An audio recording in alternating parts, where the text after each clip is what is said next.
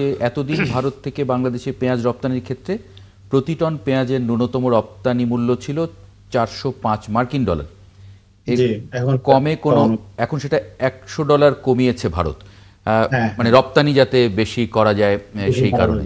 মানে অনেকে বলছেন যে এটাও একটা মানে কারণ যে ব্যবসায়ীরা এখান থেকে লাভ করতে পারবেন ভালো। হ্যাঁ, এই ফ্যাক্টরগুলি আসলে তো আছেই, এই ফ্যাক্টরগুলি আছে। তারপরও প্রবলেমটা হলো, যেমন ধরুন কয়েকদিন পরে তো ডিসেম্বরের প্রথম দিকে আমাদের মুড়িঘাটা পেঁয়াজগুলো চলে আসবে। যদি সেই সময়টা যদি আবার আমদানিটা বাড়ানো হয়, তখন কিন্তু আবার আমাদের দেশীয় যারা কৃষক তারা ক্ষতিগ্রস্ত হবে।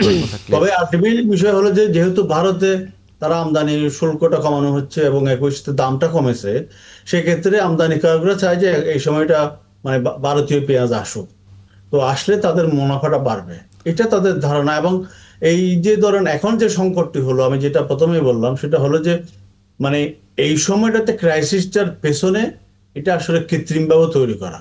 তারা বেশি লাভের আশায় হোক, অন্য কোনো কারণে হোক, অথবা যে কোনো কারণে হোক, তারা এই সময়টা বেশি লাভ করার জন্য এই সংকটটি তারা তৈরি করেছে এবং সরবরাহটা বন্ধ করেছে। এবং এটার কারণে আজকে ধরেন 40 থেকে 50 টাকা দাম পার কেজিতে দাম বেড়ে গেছে। তো এইটা এটাও তো ব্যবসায়ীদের লাভ, মানে এই যে দাম বাড়িয়ে ফেলা এটাও লাভ, মানে সব দিক থেকেই ব্যবসায়ীরা লাভবান হয়। আমি একটু বিষয় একটু যোগ করি, সেটা হলো এই যে আপনার বাজার সিন্ডিকেটের কথা আমরা সবসময় শুনে আসছি যে রাজনৈতিক সরকারগুলোর সময় বাজার সিন্ডিকেট এবং তার সঙ্গে দলীয় নেতারা কর্মীরা সম্পৃক্ত থাকে। এখন তো এটা নির্দলীয় সরকার, এখন কারা বাজার সিন্ডিকেট করলো তাদেরকে কি চিহ্নিত করা যায় না? তাদেরকে কি আপনার এই যে আইনের আওতায় আনা যায় না? আপনার এখন তো কোনো পলিটিক্যাল শেল্টার পাওয়ার কথা না। আর দ্বিতীয়ত সরকারের পক্ষ থেকে বলতেছে এরা মানে কৃত্রিমভাবে, আপনিও বললেন কৃত্রিমভাবে দাম বৃদ্ধি করা হলো, তো কৃত্রিমভাবে যারা বৃদ্ধি করলো তাদের বিরুদ্ধে ব্যবস্থা নেওয়া হচ্ছে না কেন? আপনার 1 কেজি পেঁয়াজে 40 টাকা, এটা চারটিখানি কথা। এটা সাধারণ মানুষ, যেটা খেটে খাওয়া মানুষ আপনার মানে মানুষদের কাছ থেকে এইভাবে টাকা মানে আপনার কেড়ে নিচ্ছে। এই যে কৃত্রিম ম্যানিপুলেশন যেটা সিন্ডিকেট করে এটার জন্য দায়িত্ব ব্যর্থতা তো সরকারের হয়। আপনি যথার্থই বলেছেন, সেটা হলো তাহলে এই সরকারের উচিত এই তাদের এই ব্যর্থতার জন্য সাধারণ মানুষকে এই অতিরিক্ত টাকা খরচের হাত থেকে মানে আপনার মুক্তি দেওয়ার জন্য প্রয়োজনে সরকারকে আপনার এখানে ভর্তুকি দেওয়া উচিত এই সরকারের এই ব্যর্থতার জন্য না। পাশাপাশি আপনার এই যে মানে সরকারের যে ওদের যে অভিযোগ যদি সত্য হয় যে আমদানি কম, আমদানি এবং মজুদের যে হিসাবটা গড়মিল যেটা আমাদের কাভার করে নাই, তো সেটা তাদের বক্তব্য যদি সঠিক হয় তাহলে তো সরকার দায়। আমি কিন্তু পরস্পরের কিন্তু এটা দায়ের ব্যাপার আছে। আপনাদের দৃষ্টি থেকে বিবেচনায় মূলত আসলে দায়ী কে? না, এখানে হলো যে আসলে আপনি যে এই বক্তব্যটি দিয়েছেন এটার সাথে আমরা একমত, আমরা এই দাবিটাই করে আসছিলাম। সেটা হলো যে ধরুন প্রথম দিকে বললেন যে মানে এখন তো দলীয় সরকার নাই, নির্দলীয় সরকার, তাহলে এখন সিন্ডিকেটের সাথে যারা জড়িত তাদের বিরুদ্ধে ব্যবস্থা নেওয়া হচ্ছে না। এখন আমরা সরকার দায়িত্ব নেওয়ার পরের থেকে আমরা দেখছি যে আসলে এই যে বাজার সিন্ডিকেট অথবা যারা আছেন এখানে আমরা পোশাক পরিবর্তন দেখেছি।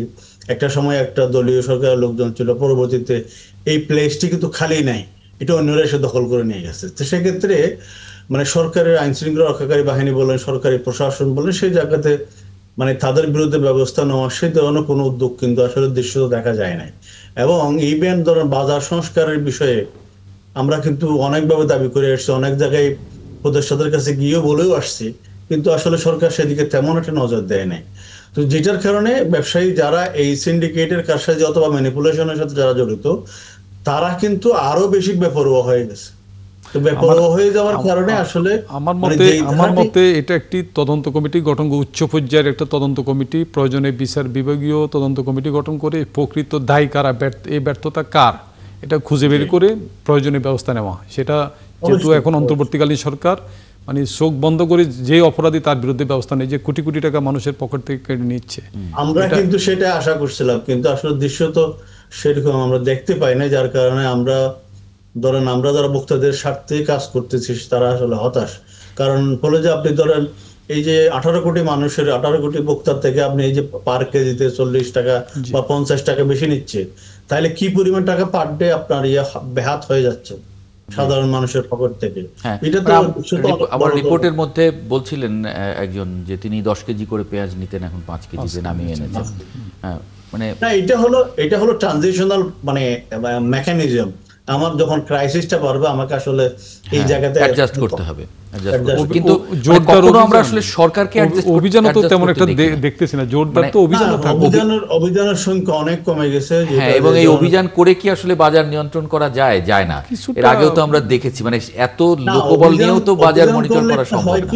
অভিযান করলে একটা হয় কি, মানে আপনি ধরেন আমরা যারা ক্রেতার একটা সাহস পায়, বাজার একজন আছে। হ্যাঁ, না যে সেটা একটু কিন্তু বেশি দিচ্ছে কেন? মানে অনেকদিন ধরেই তো আমরা বলে আসছিলাম যে টিসিবির মতো সরকারি প্রতিষ্ঠানগুলোকে একটা বিকল্প মানে শক্তি হিসেবে তৈরি করা, বাজার মনিটর মানে বাজার কি বলবো এটাকে, মানে বাজারে ইন্টারভেন্ট করার জন্য। বিকল্প ব্যবস্থা জি, হিসেবে তৈরি করা যে যায়। মানে এখন কিন্তু যেমন সেটা তো পেঁয়াজের হয়নি। দাম বেড়ে গেছে, এখন যদি টিসিবি প্রচুর পরিমাণে পেঁয়াজ বিদেশ থেকে কম দামে এনে বাজারে ছেড়ে দেয়, তখন অবশ্যই এই ব্যবসায়ী যাদের গুদামে পেঁয়াজ আছে তারা হ্যাঁ, ক্ষতির মুখে পড়বেন, এবং স্বাভাবিকভাবে তারা ক্ষতির মুখে পড়লে পরের বছর এই ধরনের এটা করার সাহস পাবেন না। কিন্তু মানে problem এটা আমাদের হচ্ছে এটা তেলের TCB ক্ষেত্রে কিন্তু আমরা এটা হয়েছিল কার্যকর করার কিন্তু। কথা বলছি।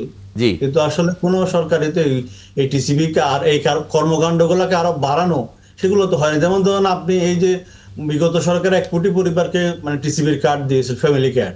এই সরকার এসে ওখান থেকে প্রায় ধরেন 45 লক্ষ বাদ দিলেন। ওই 45 লক্ষ তো পূরণের ব্যবস্থা এখনো হয় নাই। তো দৃশ্য দেখা গেল যে এখানে মানে 1 কোটি পরিবারের মধ্যে 50 লক্ষই আছে মাত্র। ওই কার্ডের যে পরিমাণ সেটাও কিন্তু বাড়ানো হয় না। তো যদি আপনি ধরেন এটাকে পুরোদমে চালু করতে পারতেন তাহলে হয়তো এটা বাজারে একটা মানে দৃশ্যতে অবদান রাখতে পারতো। এবং ক্রাইসিস সময়ে আমরা বারবার বলছি যে টিসিবি যেন মাঠে থাকে।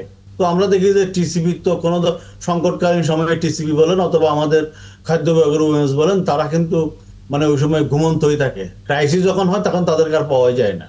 তো এটা তো আসলে হওয়া উচিত রিভার্স। জি। ক্রাইসিস হলে তারা আরো বেশি অ্যাক্টিভ হবে। Exactly. সেই জিনিসটা থাকা উচিত। অনেক ধন্যবাদ এস এম নাজির হোসাইন যুক্ত হবার জন্য ৭১ জার্নালে।